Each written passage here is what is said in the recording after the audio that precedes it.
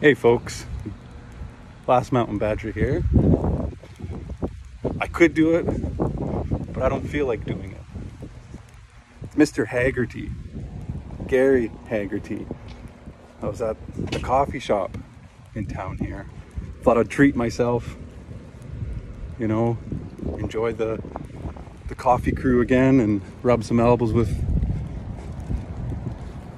the old timers and people like me, Anyways, the reason why you go to this coffee shop, you got to pay attention.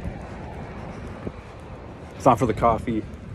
It's not for the pretty ladies they keep putting behind the counter. There's one book in particular. So I go and sure enough, the book is still there. Read it while I enjoy my tiger tea. Put the book back. And as I'm putting it back, this man, he'd be 70, 75. He asks me, he says, hey, because he knows the book I was reading and a visual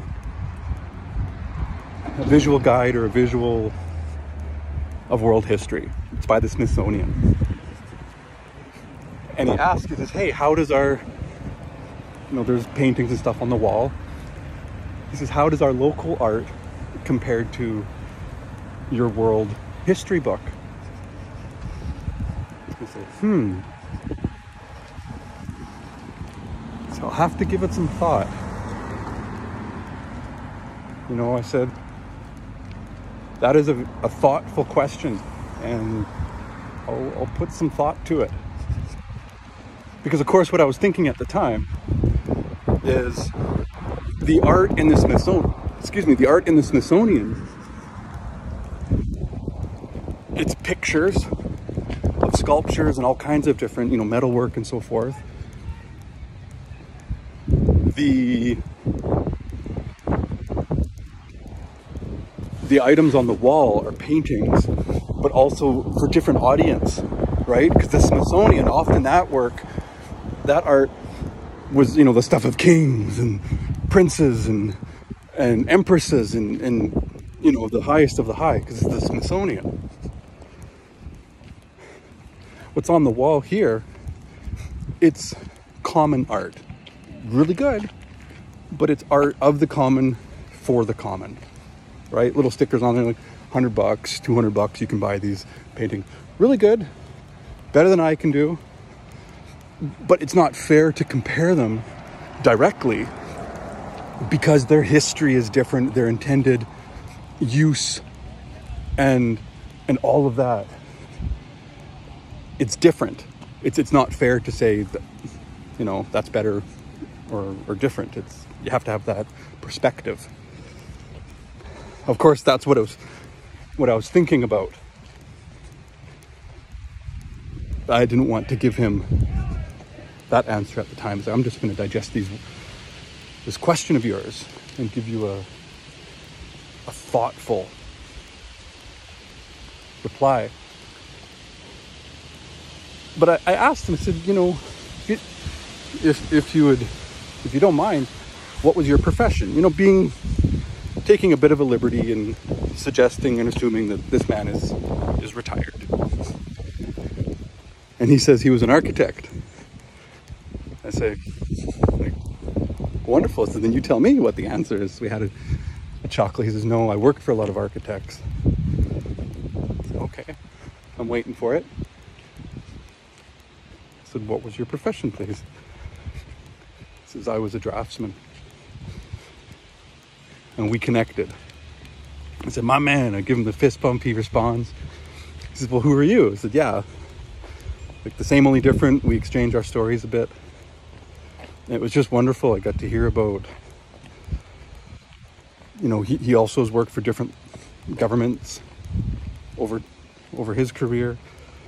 He made it to a draftsperson 1, but they wouldn't promote him because he needed to have more people underneath him. And it was just fascinating and so he left. He's like, forget this. I have skills. I'm going elsewhere.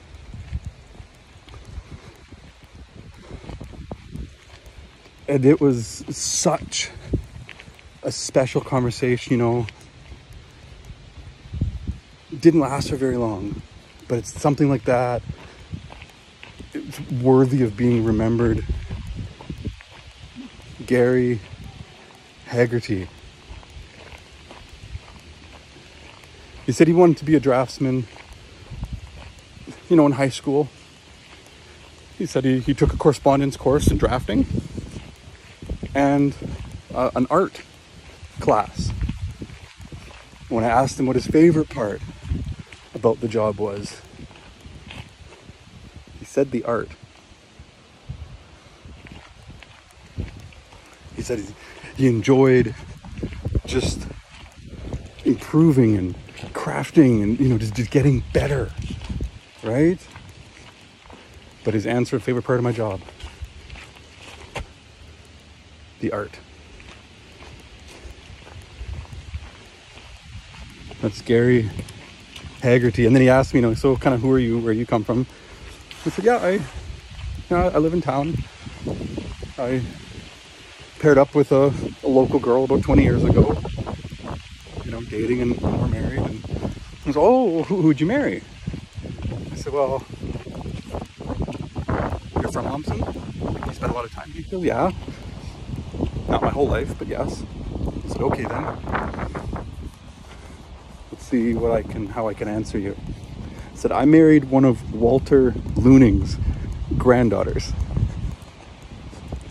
We had fun from there. And he told me stories about how he and this other man, they worked for Uncle Rod. They worked for Rod. He says, but you didn't marry her. I says, who? She says, well, she's not married.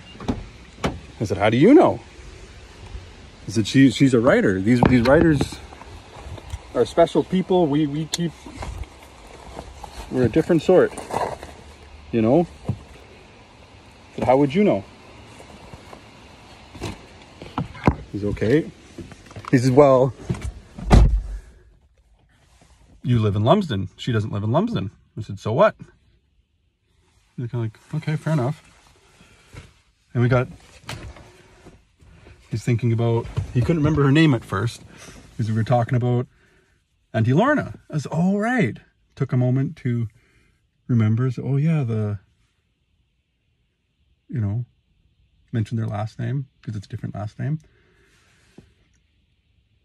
And named the cousins. And like, oh, yeah, oh, yeah, and I remember her name too. I couldn't at the time.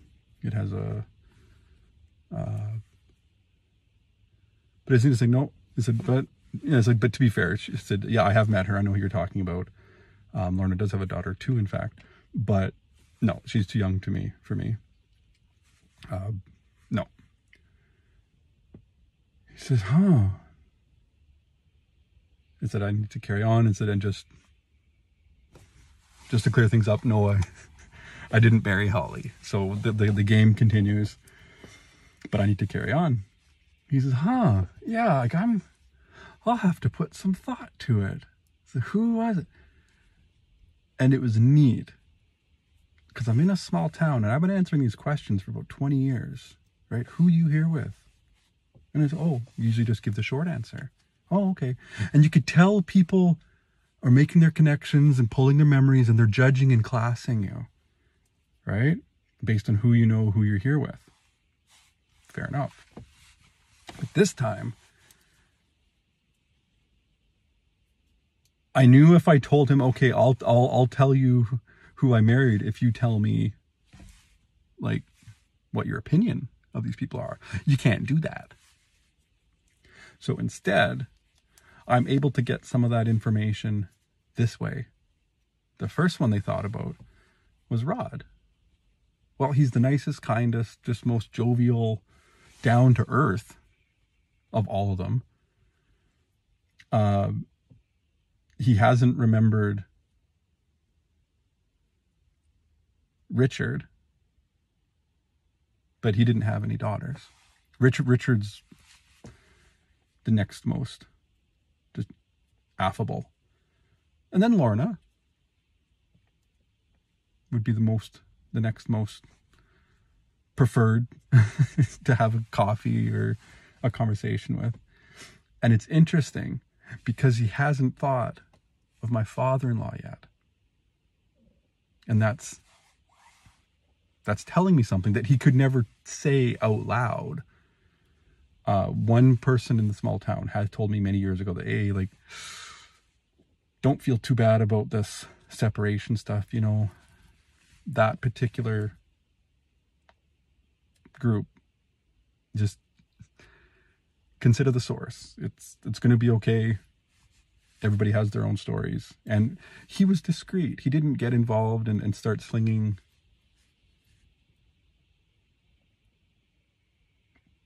the small town gossip.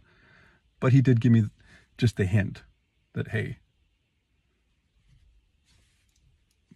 just to let you know, don't take it too personal. You're not the only one, but he didn't say that. And that meant a lot. Now I'm getting some more of that information, some of that history, right? Okay, like, what was this family that I actually married into? What are some of the questions that I should have asked? Hey, what was your grandpa's name? Right? What did he do? Right? Who did he play with when he was growing up? Right? Some of his friends, are they still around here? You know, do you play hockey? Okay, I'm going to go, you know, do my research on you and this family first. Now I get to do it. And it feels amazing. But Gary Hagerty is a person I met, and I wanted to commemorate our meeting with this little video. C'est tout pour maintenant. La prochaine fois. Au revoir for now.